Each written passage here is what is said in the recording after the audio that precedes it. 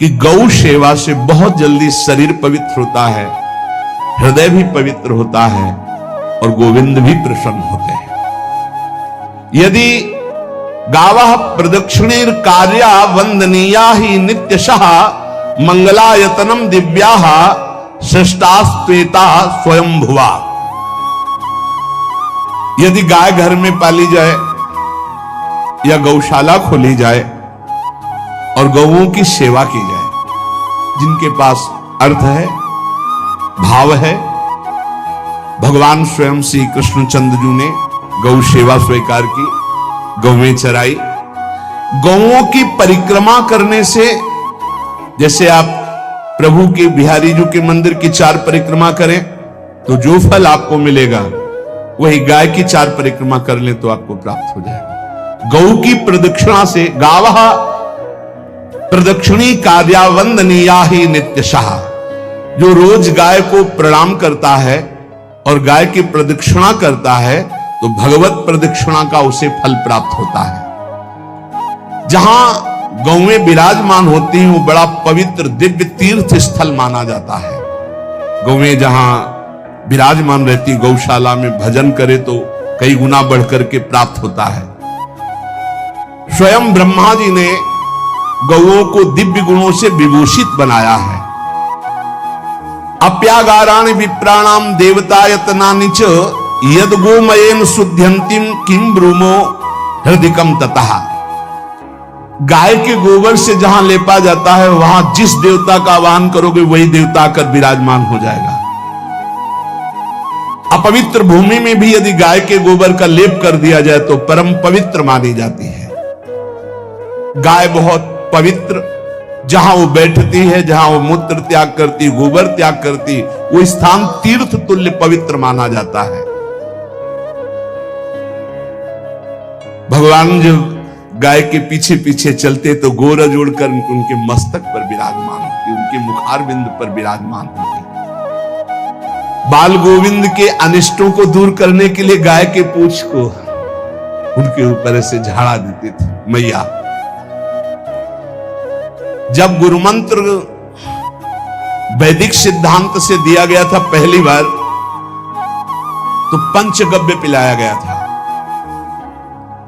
गोमूत्रम गोमयम क्षीरम दधि सर्पिस तथैव च गवाम पंच पवित्राणि पुनंत सकलम जगत। कितना भी बड़ा पापी हो, अगर पंचगव्य पिलाया जाए तो वो वैदिक मंत्रों को स्वीकार करने लायक हो जाता है, पवित्र हो जाता है। पंचगव्य में 5 चीजें गाय की होती है। गाय का मूत्र, गाय का गोबर, गाय का दूध, गाय का दही और गाय का घी, ये 5 मिलाकर पंचगव्य पिलाया गया था। पहली बार जब वैदिक मंत्र दिया गया था तो पंचगव्य बनवाया था गुरुदेव भगवान ने सन्यास, और वो पिलाया था।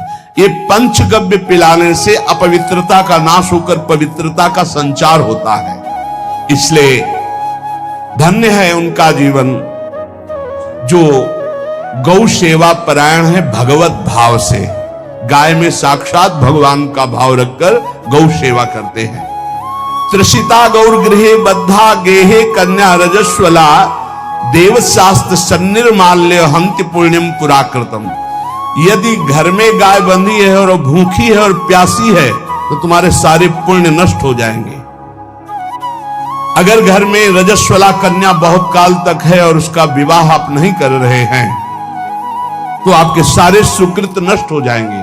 यदि घर में ठाकुर जी विराजमान है, कर का पहनाया हुआ माला सुबह तुमने देख लिया तो तुम्हारे सारे पुण्य नष्ट हो जाएंगे, क्योंकि शयन कराते समय तुमने उतारा नहीं, अर्थात तुम सेवा में प्रमाद करते हो। तो देवतास्त्र सन्निर्माल्य हंति पुण्यम पुराकृतम। जैसे सुबह श्रृंगार किया तो रात्रि के शयन के समय वो हटा लेने चाहिए माले। जब हम शयन कराते हैं तो भले पुष्प शैया पे शयन कराएं पर माला नहीं धारण करें। श्रृंगार का माला अगर दूसरे दिन दर्शन किए क्यों पहने ठाकुर जी तो तुम्हारे सुकृत नष्ट हो जाएंगे। गाय बंदी हो घर में, वो प्यासी है और भूखी है, तुम्हारे सुकृत नष्ट हो जाएंगे। त्रिषिता गौर गृहे बद्धा, क्योंकि तुम्हारे पास है, सेवा करना चाहिए। यो वै गाम प्रतिसिद्धेन तो चरंतिम च स्वत्रणम नरहा तस्य पूर्वे च पितरः कंपन्ते पतनोन्मुखा। यदि गाय हरी हरी घास चर रही कहीं और तुमने डंडा ऊपर प्रहार किया, लाठी मारी, तो तुम्हारे पितर खोपड़ी के बल नरक जाने के लिए तैयार हो गए। ये लिखा है। चरंतिम स्वम तृणम नरः तो तस्य पूर्वे च पितरः कंपन्ते पतनोन्मुखा। इसीलिए क्या भारत से कहीं किसी की तुलना हो सकती है, जहां गौ को माता की पदवी दी गई, जहां गौ को हम आराध्य देव के रूप में मानते हैं, आराधना करते हैं।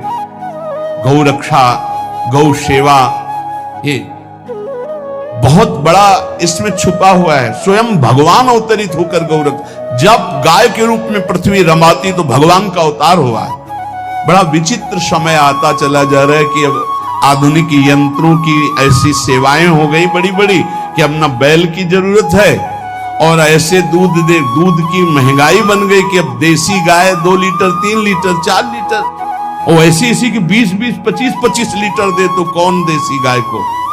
गौओं का सेवा का भावना शास्त्र आज्ञा करता है कि जो प्रतिदिन अग्रग्रासे परोभावा कर्तव्यो भक्ति तोन्वहम अकृत्वा स्वयं आहारम कुर्वम नापनोति दुर्गतिम।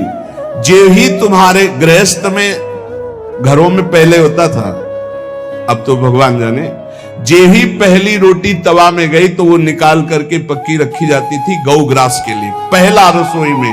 तो इसमें लिखा प्रतिदिन स्वभोजनम, पहले स्वयं भोजन न करके गाय के लिए ग्रास निकालना चाहिए।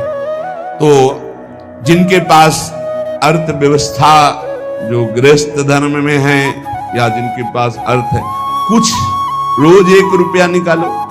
हम कह रहे रोज निकालो तो महीने में 30 रुपया होते। 30 रुपया में एक गाय को हरी घास तो एक टाइम पवा ही सकते हो ना, बहुत नहीं है तो 1-1 रुपया निकाल के अगर एक गाय को चारा दोगे तो एक बार का भोजन तो हो ही सकता है। 30 रुपया में हरी घास जाकर उसके एक बार तो पवा दोगे ना। अग्रग्रासे परोभावा कर्तव्य भक्ति तोन्वहम, भक्ति पूर्वक गाय को 1 ग्रास भोजन में 1 रोटी तो निकालना चाहिए गाय के लिए, ऐसा शास्त्र आज्ञा कहता है। जो ऐसा करता है तो अकृत्वा स्वयमाहारम कुर्वन् नाप्नोति दुर्गतिम, अपने आहार से 1 रोटी निकालकर गाय को देता है और स्वयं 3 रोटी भले पाले, 1 रोटी गाय को दे दी, तो बोले उसकी दुर्गति नहीं होगी, अर्थात उसके अंदर भाव बढ़ता चला जाएगा वो भगवान की भक्ति में। और तेनाग्नयो हुता सम्यक पितरश्चापि तर्पिताः देवास्त पूजितास्तेन यो ददाति गवान्हिकम। जो प्रतिदिन गौग्रास निकालता है, अर्पित करता है, तो उसको अग्निहोत्र करने का फल मिलता है, उसके पितरों को तृप्ति मिलती है और समस्त देवताओं के पूजन का फल मिल जाता है जो गौग्रास निकालता है। यो वै ताड्यते यष्ट्याधेनुम मर्त्यो विमूढ़धि। जो मूर्ख मनुष्य, जैसे अब गाय दूध नहीं दे रही, मार डंडे डंडे मार रहे हैं, इंजेक्शन लगा रहे हैं, ऐसे वैसे कर रहे हैं, उसको ताड़ना दे रहे हैं, तो बोले जो मूढ़ बुद्धि मूर्ख मनुष्य, यो वै ताड्यते यष्ट्याधेनुम मर्त्यो विमूढ़धि, वो गाय को लाठी से मारता है, डंडे से मारता है, हाथों से मारता है, तो धर्मराजस्य नगरे सा याति करवर्जिताहा। धर्मराज जी पहले अपने नरक में ले जा करके उसके कहते थोड़े थोड़े तिल तिल करके पहले इसके हाथ काटो, मरना है नहीं वहां, अब आराम आराम से थोड़े थोड़े पहले हाथ वर्जिताहा, इन्हीं हाथों से गाय को मारा था ना, वैसे थोड़ा थोड़ा काटा जाता है उसके हाथ, कर वर्जिताहा, उसके दोनों हाथ काट करके थोड़े थोड़े। यो वै दंसान वारयति तस्य पूर्वे कृतात् काहा नृत्यंत सवादिस्मास्तरिष्यति भाग्यवान। जो गौ के शरीर को स्नान कराता है, गौ के शरीर को कीट आदि से मच्छर आदि से रक्षा करता है और खूब अच्छा अच्छा पदार्थ गौ, केवल दूध के लोभ से नहीं, ये हम गौ सेवा की बात कर रहे हैं, ये कि नहीं वहां 10 लीटर दूध देती तो हाथ फेरो, जब दूध नहीं देती है तो चारा भी ठीक से नहीं दे रहे, और उसके ये स्वार्थी हो, गौ सेवा का बात नहीं, वो दूध का लोभी केवल व्यापार की बात करता है। गौ सेवा का तात्पर्य है गौ सेवा केवल, खूब बछड़े को पिला दिया प्रसाद रूप से जो दूध मिला उसका अपने सेवन की, वो बात तो अलग है।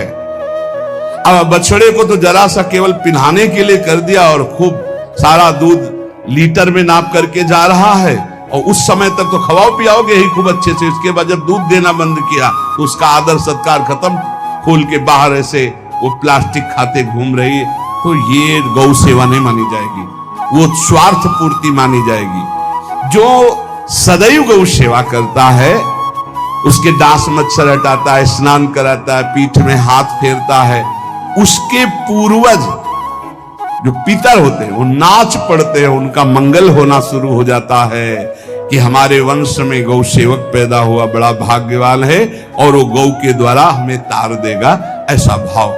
गौ सेवा हमारे सनातन धर्म में बहुत बड़ा स्थान गौ सेवा का है। पर एक बात ध्यान रखें, इन सब सेवा का फल है भगवान के चिंतन में निरंतर वृत्ति डूब जाए। हमारी एक एक वृत्ति, एक एक क्षण भगवान के चिंतन में डूब जाए। अगर नहीं तो हम आपको उत्तर दे रहे हैं, क्या महाराज नृग जैसा कोई गौ सेवक हुआ है दानी? भागवत में पढ़ लेना, करोड़ करोड़ गायों को, करोड़ों गौशालाएं थी, एक दो नहीं। इसलिए कह रहे हैं करोड़ों शब्द कि आप उसको कोई ज्यादा ना समझें। पृथ्वी के कोई भूमि के कण गिन सकता है, बारिश की बूंदे गिन सकता है, लेकिन महाराज नृग की गौएं जितनी दान की गई वो गिनी नहीं जा सकती थी, ऐसा वर्णन आता है। अरबों अर्बुद गौओं की सब स्वर्ण से अभिषिक्त करके ब्राह्मणों को दान करना।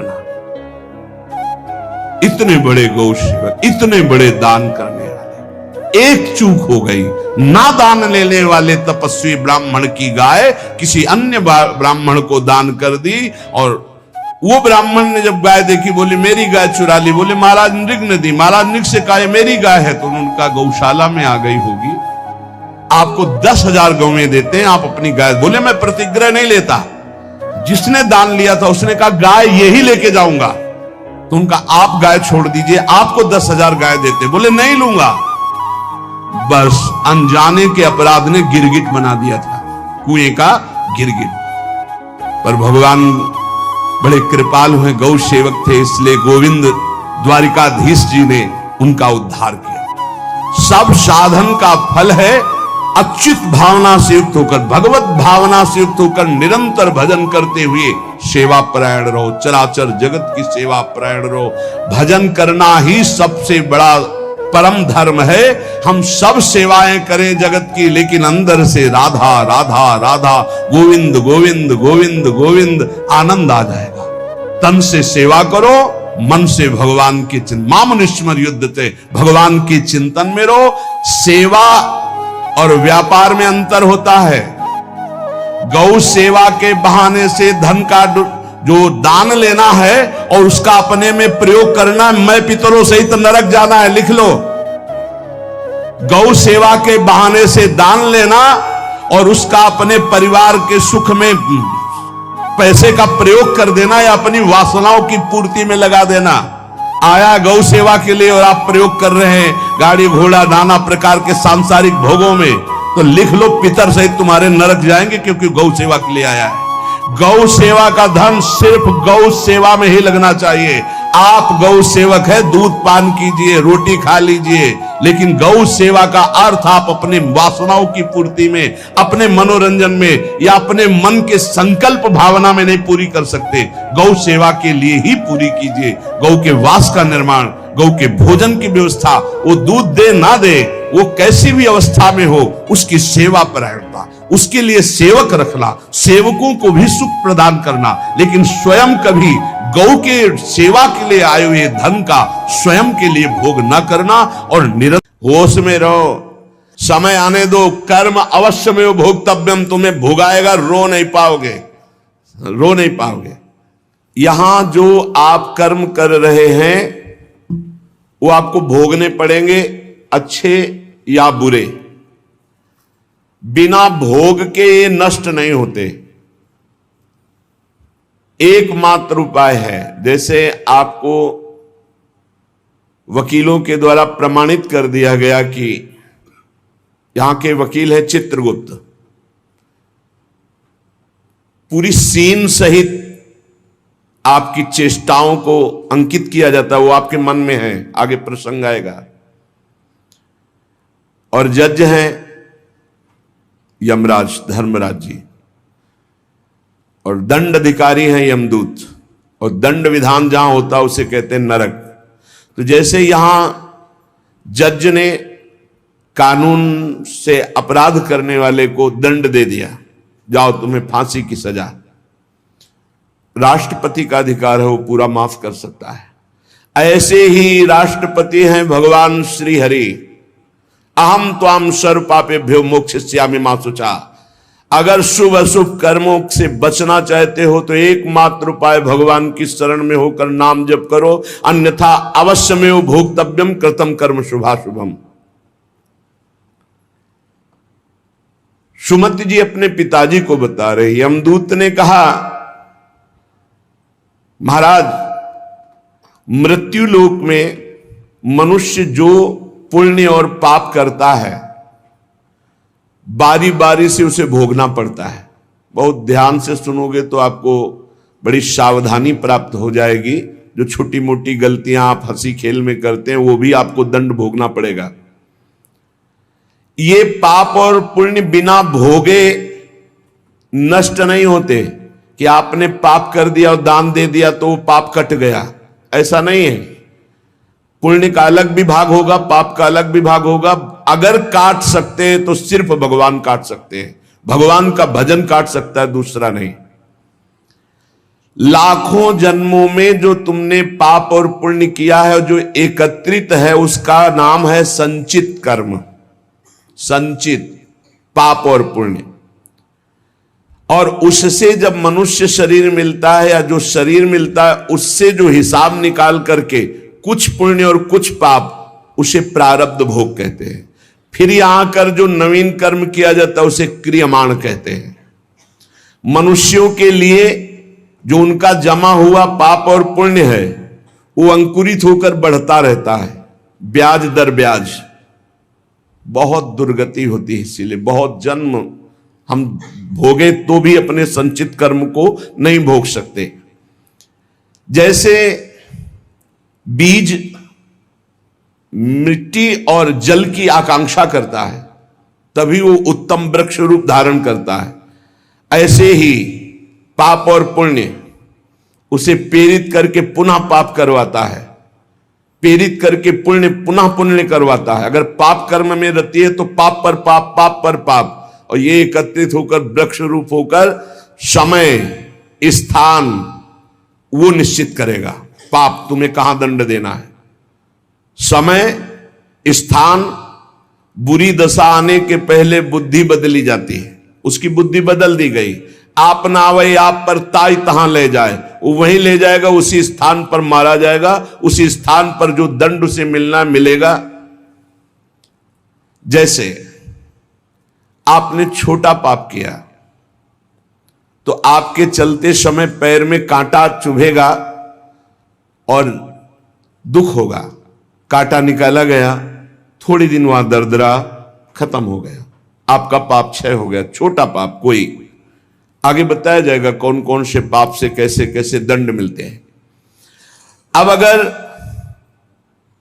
आपसे थोड़ा बड़ा पाप बना है तो वही पैर में लोहे की कील बनकर चुभेगा, कांटे की जगह लोहे की कील, अधिक दुख होगा।